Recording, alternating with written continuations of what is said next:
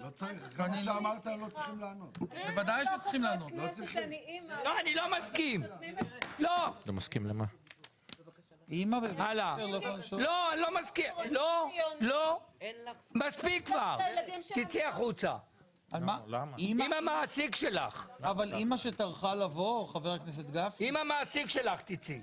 אבל מה, אמא מועסקת יש לך ועוד איך. בית ספר? אמא שמועסקת? תגיד לי, אתה מתערב? תצא החוצה, אני קורא לך לסדר פעם שלישית, תצא. לא רוצה. יש תשובות שאני מבקש לקבל, גברתי היועצת המשפטית. בסדר. אני קראתי... לא, אתה לא מדבר עכשיו. בסדר. הלאה. שאני אצא? עוד לא. עוד לא, בסדר גמור. תארי לך אפיים. היתר כבר קיבלו תשובה. נוער נושר. הוא יושב מאחורה ומעסיק פה אורחים וחברי כנסת. פשוט חצוף. פעם הוא לא הביא נכים, מה קרה? חצוף. טוב, ונוער נושר. יעשה לי הפגנות. שאלה חברת הכנסת לזימי על נוער נושר.